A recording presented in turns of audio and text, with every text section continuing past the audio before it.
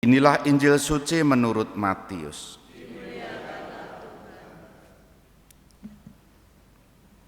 Sekali peristiwa, Yesus tiba di daerah Kaisarea Filipi. Ia bertanya kepada murid-muridnya, kata orang, siapakah anak manusia itu? Jawab mereka, ada yang mengatakan Yohanes Pembaptis, ada juga yang mengatakan Elia, dan ada pula yang mengatakan Yeremia atau salah seorang dari para nabi. Lalu Yesus bertanya kepada mereka, tetapi apa katamu, siapakah aku ini?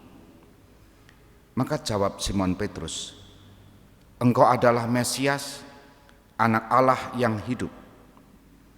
Kata Yesus kepadanya, berbahagialah engkau Simon bin Yunus, sebab bukan manusia yang menyatakan itu kepadamu, melainkan Bapa-Ku yang di surga. Dan aku berkata kepadamu, engkau adalah Petrus, dan di atas batu karang ini akan kudirikan jemaatku, dan alam maut tidak akan menguasainya. Kepadamu akan kuberikan kunci kerajaan surga, dan apa yang kau lepaskan di dunia ini akan terlepas di surga. Demikianlah sabda Tuhan.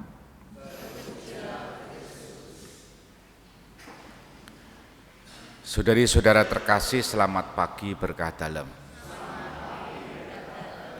Petrus dan Paulus rasul hebat yang terkenal. Petrus berkarya di Yerusalem, di pusat kota, sementara Paulus berkarya di luar Yerusalem untuk orang-orang yang bukan Yahudi. Berkarya dalam arti mewartakan Injil, memberitakan kabar keselamatan. Apa yang diwartakan dan apa yang diajarkan, bahwa Yesus hidup. Yesus yang dulu dibunuh hidup. Nah, dari kisah-kisah yang tadi kita dengar, entah bacaan pertama, entah bacaan kedua, kita semua bisa menangkap bahwa Tuhan menyelenggarakan hidup gereja awal mula. Petrus dalam bacaan pertama tadi digambarkan seorang yang dipenjara tetapi lolos dan kemudian mewartakan Injil. Paulus dalam bacaan kedua bersaksi, dan dia sudah berhasil melampaui banyak rintangan, setia pada akhir garis finish, dan siap menyambut mahkota kehidupan.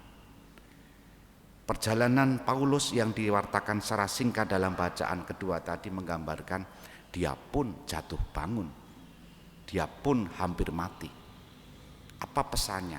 Toh mereka hidup, dipakai oleh Allah dalam situasi apapun, Allah menyertai. Apa poinnya?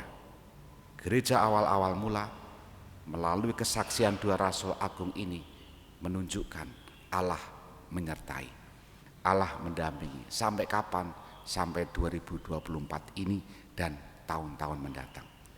Artinya apa? Iman kita, iman gereja didasarkan dari kesaksian rasul-rasul tadi, Petrus, Paulus, dan juga rasul yang lain.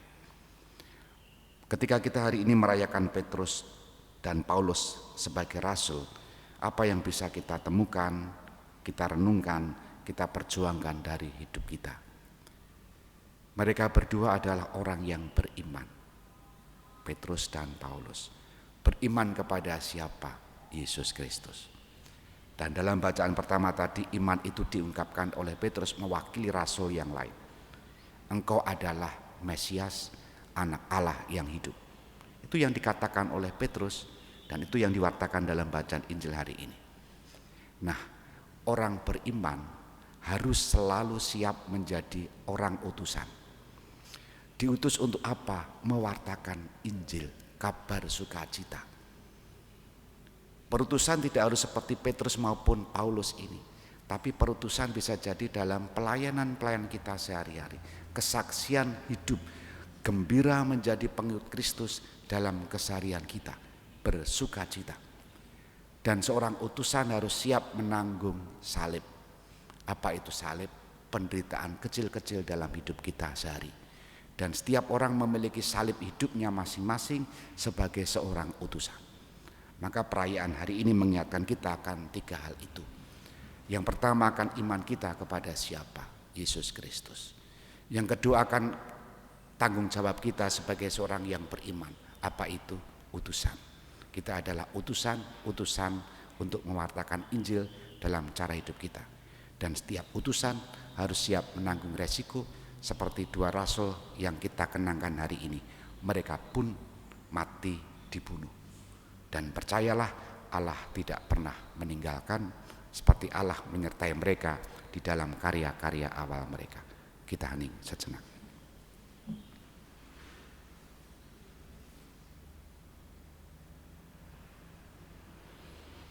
Dimuliakanlah Yesus yang dulu hidup, sekarang dan selama-lamanya. Amin.